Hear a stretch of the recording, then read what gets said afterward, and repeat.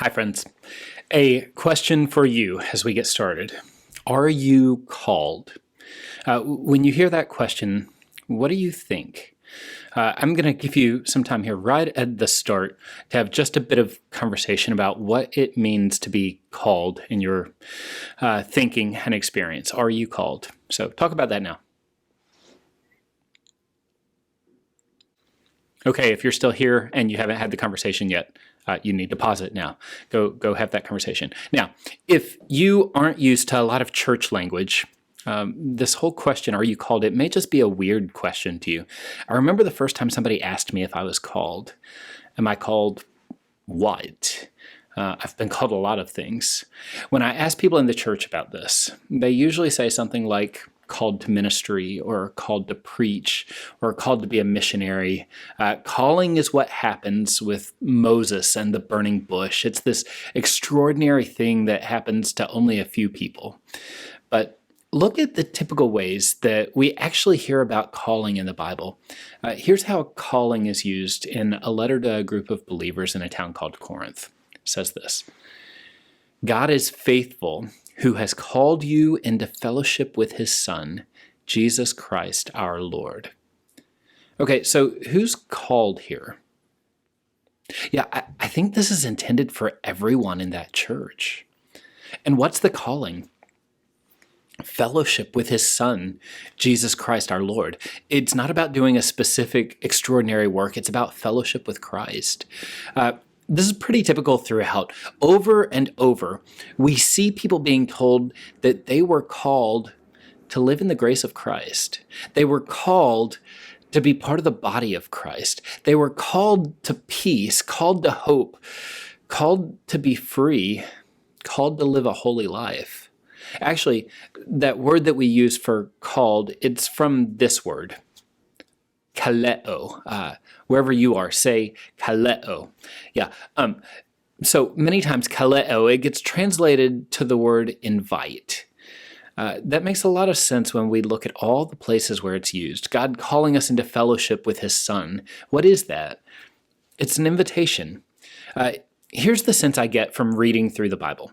Are you called?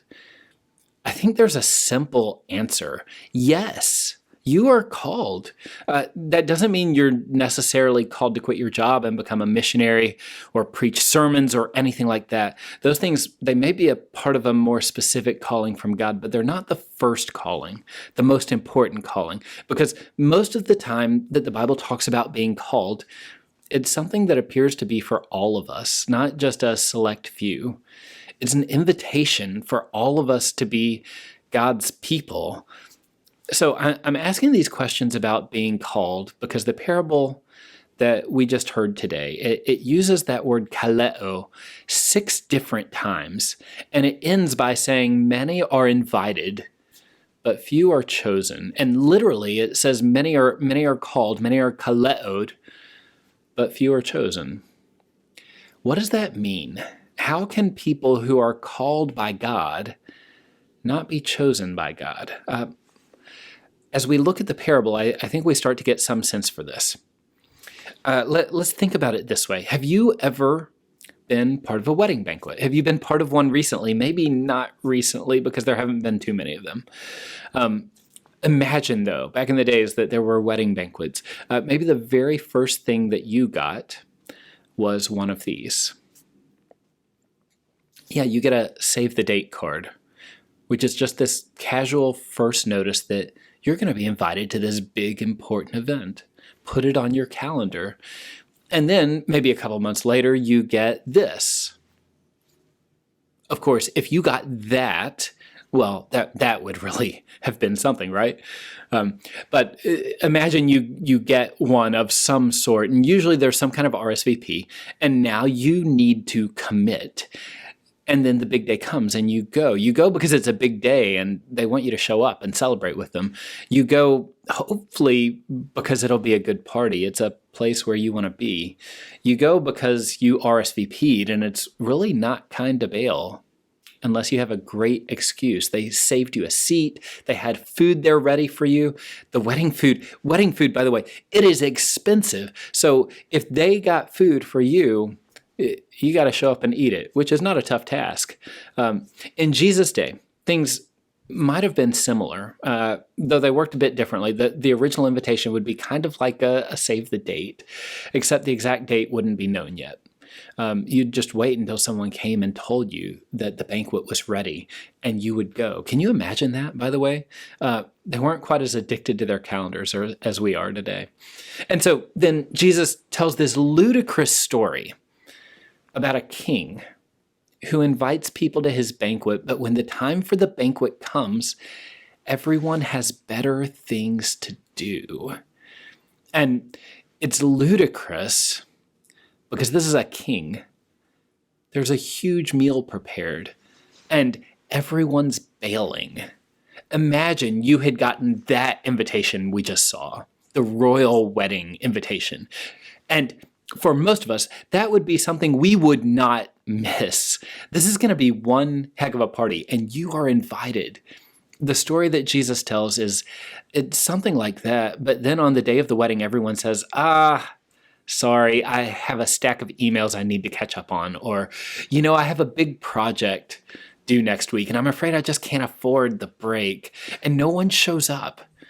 There's this enormous feast prepared, and nobody shows. This would never happen, right? And in the parable, the king is incredibly gracious. When the people at first refuse to come, he sends servants back out to say, look, everything is ready. I've butchered oxen and a fattened calf. Don't miss this.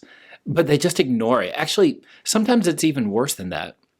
Some of the people who are invited, they don't just ignore the invitation, they beat and kill the servants who were sent to invite them. So when Jesus says, many are invited, but few are chosen at the end of the parable, we would say he must be referring to people like this, right? Over the last several weeks, we've been looking at this series of parables where Jesus, the Messiah, is consistently rejected, or at least these people who clearly are supposed to represent the Messiah in these parables are rejected.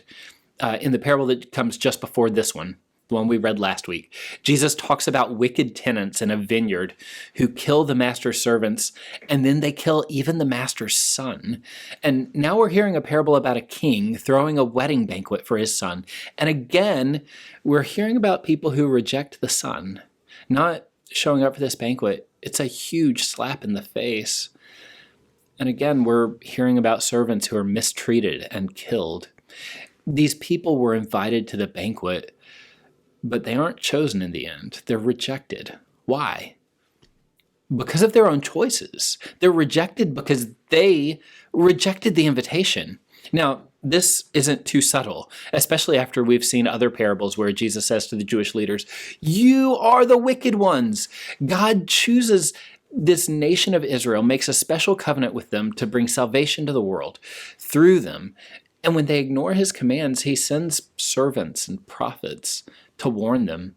And a lot of the prophets, they were mistreated and beaten and killed. So by now, a parable like this, it cuts pretty deep for the people hearing this. When Jesus talks about people who are invited to the banquet of God but choose to do their own thing instead, if you're Jewish and you know your people's history, this sounds like it's about you. So, a question. Why would some of the invited people seize the king's servants and mistreat and kill them? Well, why were the prophets mistreated and killed? Because the invitation, gracious though it is, it requires change. Choose to go to the wedding banquet and you can't go somewhere else instead. When the prophets came, they especially warned the people against their idolatry and their injustice. They were urging them to turn back to God, but turning to God involves turning away from other things. Responding to the wedding banquet invitation, it involves not doing whatever else it is you want. And for some people, that invitation, it's offensive. They don't want it because it comes with a price. It requires change. And they'd rather kill the messengers than keep hearing the invitation. Sadly, the story about Israel, that we see in the Bible, it shows us that a lot of them, they didn't want to keep hearing the invitation because of what it required of them.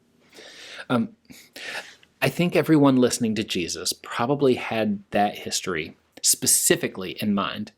But while they would have had it in mind, I think there's also good reason for us to ask how much we should hear this for ourselves too. Do we ever become hostile to a word from God because it's not what we want to hear? There's this great invitation to the banquet of God, but that invitation, it has requirements too. And all we can see is the requirements. So we respond to the invitation not with gratitude, but with hostility. Because the invitation to God's banquet into God's kingdom, it also expects that we acknowledge Jesus as Lord, which is really easy until we decide we want to be Lord instead. Have you ever become hostile to something that maybe was a word from God? Have you ever just gotten angry because something from God didn't line up with your personal desires or commitments? If any of us has ever said, well, that's just the way I was raised, we might be at risk of offense because there's a decent chance the gospel has something to say different from how we were raised. If any of us are certain that Jesus would be a Democrat or a Republican or a Libertarian, or for democracy or free market capitalism or for socialism or whatever the human-made system is that we think Jesus would surely endorse, look, I think we're set up to be offended by some piece of the gospel because we've given our first allegiance to something else, and at some point the gospel is going to contradict it, and we'll be in trouble. A friend of mine wrote this. This is from a guy named Jeremy Spainhour. He said, the reason the real Jesus is unwelcome in many of the religious institutions that bear his name is that before offering us salvation from sin, he demands that we first embrace his definition of sin. But as soon as he does that, we discover that none of us truly want to be saved in the way he wants to save us. Save us from death and hell, from hopelessness and fear. Save us from our enemies and our obstacles, sure. But don't save us from our pride and from our selfishness. Don't offer us liberation from our throne of independence. We want to be saved from what we want to be saved from. But often we don't want to be saved from ourselves. I get hostile toward the gospel when it makes my life harder, or when it doesn't let me do what I want. I get hostile to it when it tells me I need to apologize to someone when I'm sure 90% of the fault was theirs. And why should it sound like I'm accepting all the responsibility? I get hostile to the gospel when it feels like there are things that I can't do in the world that other people can. And why should God limit our freedom so much? I get hostile when it all sounds like a bunch of rules, and so there may even be times that other people see things more clearly than I do and try to tell me that I need to make a change, and my inclination is to fight back rather than hear what they have to say. We even have sayings for this, right? Don't shoot the messenger, which is what seems to have happened here. Messengers go to re-deliver this invitation. Hey, the banquet is starting, time to come, and they kill the messengers. Now, the other group, they're not so bad. They don't shoot the messengers, they just ignore them. The invitation has gone out, but when the time comes, they have better things to do. One goes to his field, another to his business. The person who ignores the invitation and goes into the field or to the business, is that person doing something malicious? No. Why would Jesus include people like this in the parable? It'd be easier if they were all hostile. But for many people, the problem isn't hostility. It's just apathy or preoccupation. In the church discussions I hear today, I think some people are assuming that the rest of the world is against Christians. You're either a devout believer or you're a devout atheist. I wonder if apathy is one of our biggest silent killers, though. How long is your to-do list right now? How many emails do you have in your inbox? What are the major things you're falling behind on?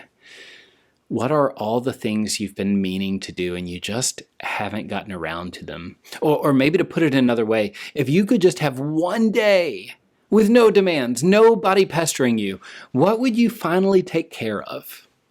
Or would you just take care of an awesome Netflix binge or spend a couple of hours on social media? How long do you go between checking something on your phone? How many of you have checked something on your phone just since this worship service started? Jesus talks about people who pay no attention to the invitation to the wedding banquet, and instead they go off to their field or their business. They're so preoccupied with what they have to do that they ignore the invitation. And I wonder if that's the primary diagnosis of our society. I'm not sure that most people are hostile to the Christian message. I've looked at several surveys, and every survey I've seen shows a wide majority actually thinks highly of Jesus. It's not that they dislike him, they just don't have the time for him. So can I ask you how your time is? If it's tight, what's getting shoved out or shoved to the back?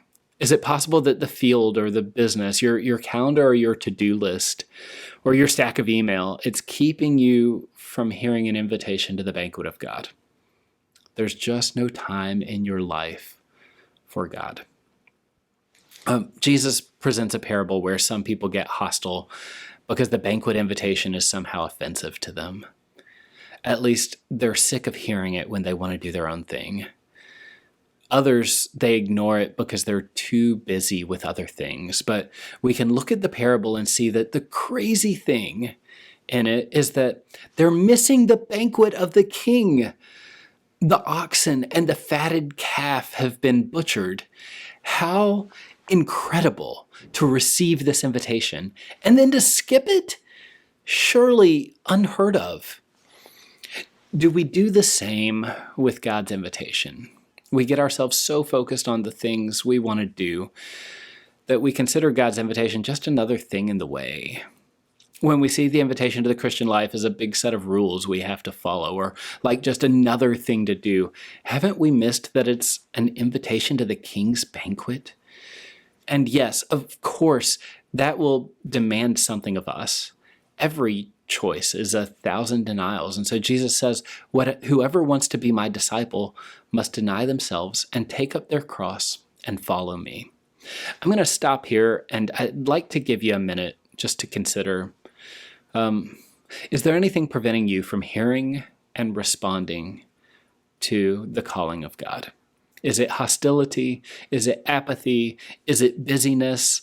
Is there anything that's preventing you? Or you can recognize a time in your past. If it's too difficult for you to name right now what it is there a time that you can name in the past? So take a minute and have that conversation. Okay, there's one more thing that happens in this parable.